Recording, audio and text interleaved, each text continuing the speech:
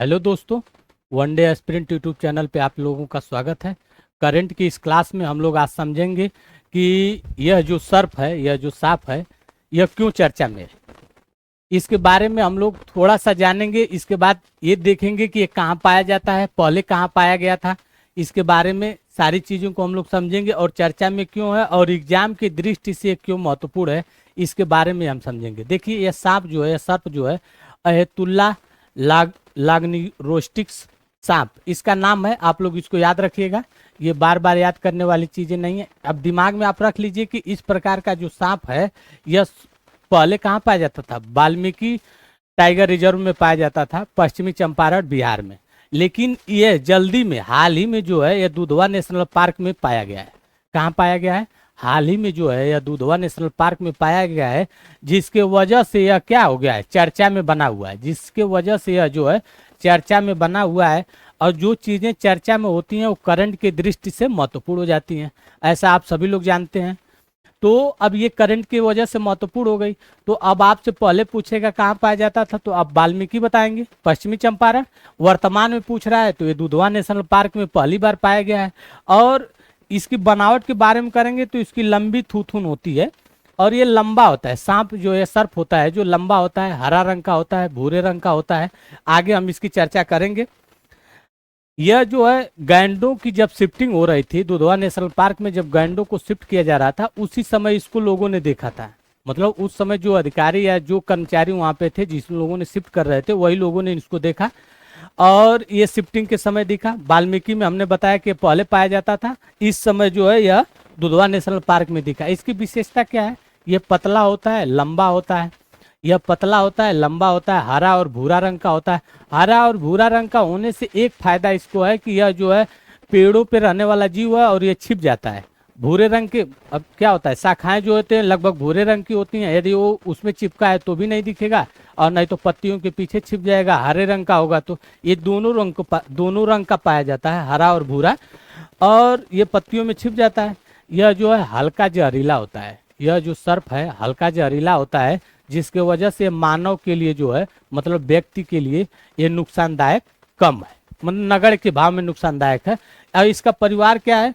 कोलुब्रिडे। यही प्रश्न ज्यादा इंपॉर्टेंट है, यह जो है ज्यादा इंपॉर्टेंट है, इसको समझिए। इसके परिवार इसलिए इंपॉर्टेंट है कि ये प्रश्न में पूछ सकता है, जो ये सर्प दिया हुआ था, इस सर्प कौन से मने परिवार से आता है, तो ये इसका परिवार क्या हो जाएगा? कोलुब्रिडे। ये इंपॉर्टेंट है, आप लोग इसको याद कर लेंगे।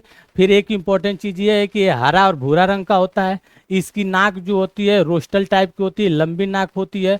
और यह जो है जहरीला कम है, व्यक्तियों के लिए कम, मतलब कि जहरीला है। और उसके साथ साथ ये सर्वप्रथम कहाँ पाया जाता था? वाल्मीकि टाइगर रिजर्व में। अब कहाँ पाया जा रहा है? अब मतलब अब पाया गया है, पहली बार देखा गया है इसको दुधवा नेशनल पार्क में।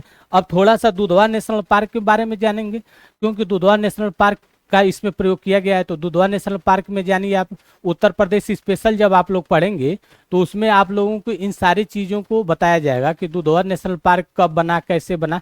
थोड़ा सा यहाँ पे हम केवल आप लोगों को बता दे रहे हैं कि यह तराई आर्क लैंडस्केप ताल, मतलब कि तराई आर्क लैंडस्केप के अंदर 3 नेशनल पार्कों को रखा गया है, जिसमें से दुधवा राष्ट्रीय उद्यान है, किशनपुर वन्य जीव अभ्यारण्य है और कतरनिया घाट वन्य जीव। ये तीनों जो है पर्णपाती वन है। आपसे पूछ सकता है कि यह जो है दुधवा राष्ट्रीय उद्यान या किशनपुर या कर्तनिया, ये मतलब कि कौन से वन है? तो पर्णपाती वन है, उष्णकटिबंधीय प्रदेश में पाए जाते हैं, पर्णपाती वन है। ठीक, अभी यहाँ तक हो गया। अब दुधवा राष्ट्रीय उद्यान कहाँ पे है? लखीमपुर खीरी में, ये जान गए।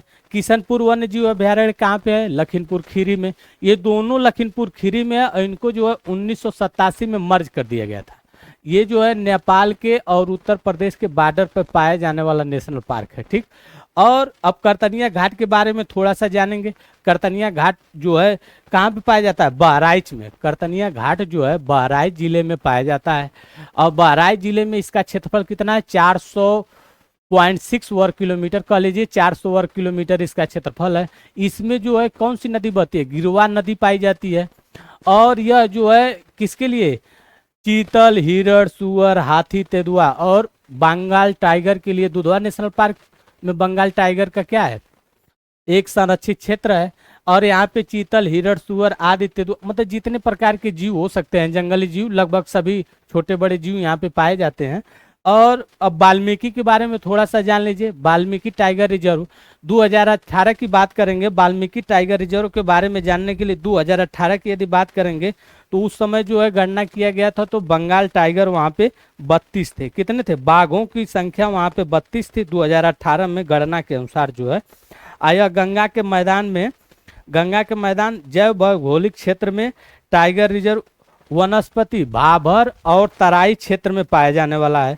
मतलब ये दोनों जगह पे पाया जाता है, भाभर और तराई क्षेत्र में पाया जाता है। ठीक, तो वाल्मीकि को भी हम लोगों ने जाना, करतनिया को भी जाना, उसके बाद से किशनपुर को जाना, किशनपुर के बाद दुधवा नेशनल पार्क को जाना, और इन तीनों को मिला के किसके बारे में, तराई आर्क लैंडस्केप के बारे में हम लोगों ने जाना।